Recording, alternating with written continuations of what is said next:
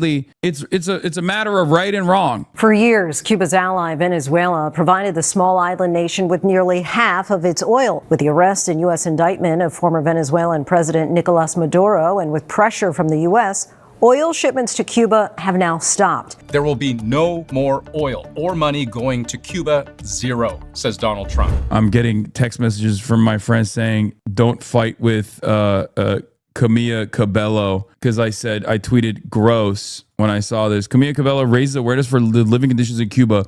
It has been 67 years of a failing dictatorship and an oppressive regime. The Cuban people are suffering in an echo chamber where no one can hear them because to speak is to risk your life. Many people are starving, looking for food in trash heaps. And then the only way to survive is having relatives ship you boxes of medicine because not even the hospitals have medicine. Yeah, that's the reason why the Cuban population is starving. What a spectacularly awful, what an insane statement, dude. I can't stand people that say stuff like this when it's like very clearly defending America's unimaginable and unyielding cruelty. She was in Fifth Harmony and got exposed for being racist towards her co-member, a black woman, Normani. She was also found to have said the N-word and had to go on an apology tour, so this adds up for her. I mean, I don't know anything about her.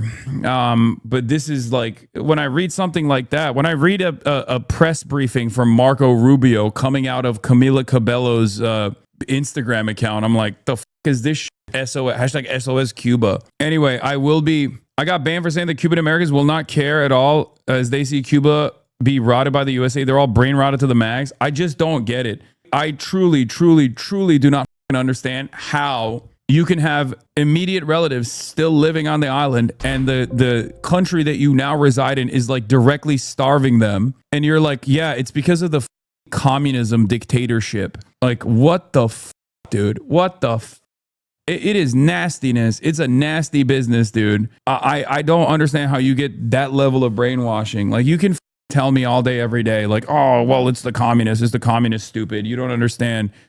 You will never get me to agree to borrow the Camilla stands are going to come for you. I don't give a shit. They can call me racist all day, every day. I'm going to Cuba. So, also, speaking of Cuba, I will be talking to Belly of the Beast today. A reporter from Belly of the Beast today that is directly tuning in from Havana to talk about the conditions there.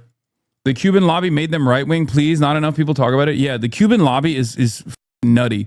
We will be talking about that as well. Unfortunately, that chatter is correct. My brain-broken Cuban conservative grandparents now live in North Carolina have told me nothing but lies about Castro and the revolution growing up. Yeah. It's similar to the brainwashing that happens in the Jewish American community related to Israel. Cuban Americans have been brainwashed by Cuba for decades. Yes. I will say this, though. If we can put, can you explain why you hate or take? What parts you take offense to? What do you mean? All the parts. There is one primary driver of pain and torment for the Cubans that live in Cuba, and that is the United States of America.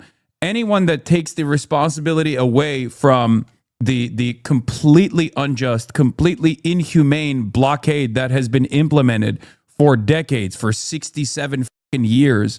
On Wednesday, the United Nations General Assembly voted to condemn the U.S. embargo on Cuba for the 33rd consecutive year, with 165 countries voting in favor of a non-binding resolution calling on the U.S. to lift the embargo, while 7 nations that the U.S. reportedly pressured voted against it. And says that, like, the real reason why it's a failure is because of communism, is because of the regime, it's because of the dictatorship, is a delusional monster.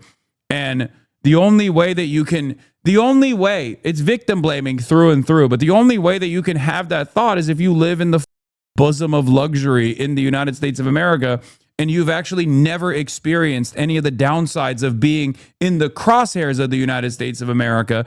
And therefore, you have no capacity to understand what it's like when America decides that you're a foreign adversary. We're starving Cuba and then acting as though, and then there's people that are saying, like, while we are starving Cuba, our government is directly starving Cuba, there are still people who will say, oh, it's the regime, it's the communism, it's the dictatorship. Get out of here, dude. Get out of here. Any country that is in the periphery that thrives against all odds. There is so much going on here at home and so much I can say about the heartbreaking things in the immigrant community is experiencing here in the U.S. I also feel a personal responsibility to speak about what's happening in Cuba. I still have family on the island that we speak to and send medicine, food, and clothes to.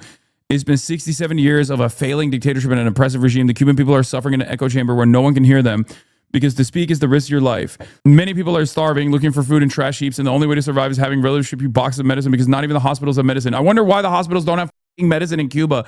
It must be because of the communism. Like, do you understand what I'm saying? Do you know how stupid that statement is? We are literally starving them. The entire planet that is terrified of coming out against the United States of America has said time and time again over the past 67 years, please end the blockade.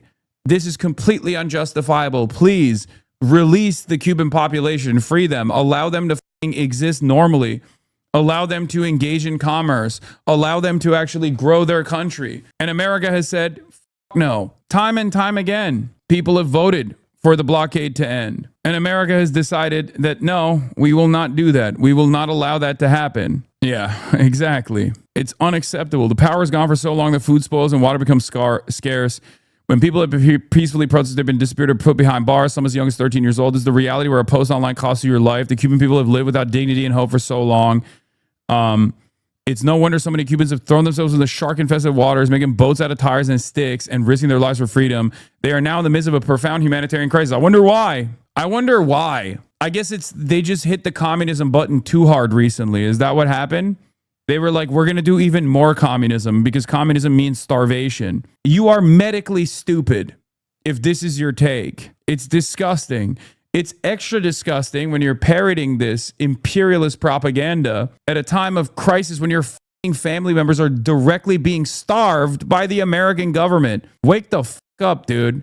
Jesus Christ. And this has not even anything to do, for the record, this doesn't have anything to do with like ideological commitments to communism or anything. This is just like, this is not dissimilar to what's going on in Gaza in many respects.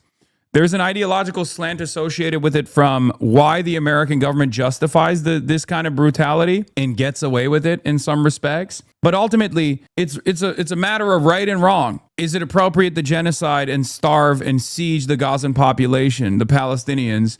No, it's not. Right? Same question can be directed at the United States of America. Is it appropriate and right for the American government to offer offer siege warfare to the Cuban population for almost 7 decades at this point? No, it's not.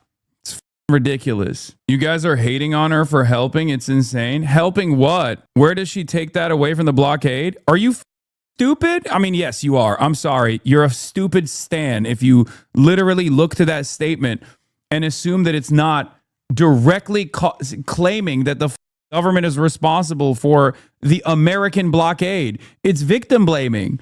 What the are you talking about? It's 100% victim blaming. Get the out of here. She's like, as a Cuban, I'm telling you, this is like, as a Cuban, I'm telling you, it's not the American blockade. It's the Cuban government. At a time when the American government is like added on additional cruelty, additional cruel measures. Her music isn't even good enough for you to be out here defending her, chatter. I mean, I don't really care, but I don't really care about her music. Ain't this the pop star that was super racist on Tumblr? I don't care about any of that shit. This is, to me, individual acts of racism pales in comparison to looking at a situation where the American government has openly declared complete warfare, siege warfare upon the entire Cuban population and saying, yeah, actually, it's the government. Like aligning with the government that's doing that to your relatives is infinitely fucking worse. Straight up. This is where awareness matters the most. She's from Mexico. Okay, regardless, she has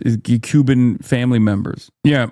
I work in affordable housing. I grew up loving Castro because of how I saw how we were treated. I am a Politico, even did the USA tour. Please talk about Israel also being a part of the groups enabling the blockade. Yes, exactly. It's more insane when you consider the fact that mainstream media isn't even trying to manufacture consent for this one. They're just like barely talking about it. Meanwhile, a humanitarian crisis is unfolding in Cuba because of Trump's blockade. U.S. strangulation of Cuba is so severe, U.S. media isn't even bothering to act like U.S. sanctions are incidental to the suffering of the people like they did for years with Iran, Venezuela, previous Cuba reporting.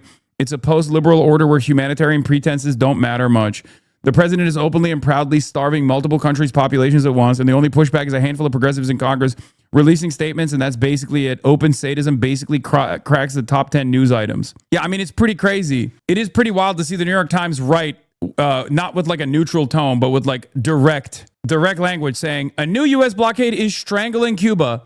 That's pretty nuts. There has been a very strict embargo on the entire island for almost 70 years at this point. And now that embargo has taken on a new life where it is even more severe than before, where all of the additional trade partners that were offering oil to the island can no longer do so. Mexico had to stop sending oil. Venezuela is no longer a sovereign nation, right? Venezuela is no longer sending oil. The only country that has actually said we'll pick up the slack here is Russia. And who knows? Who knows if that's going to be real? I mean, they're very far away. And the American government has already seized Russian oil tankers in the past. But now that the SCOTUS has now that the SCOTUS has cast aside Donald Trump's tariffs threats, maybe Mexico can pick up the slack again. Who knows?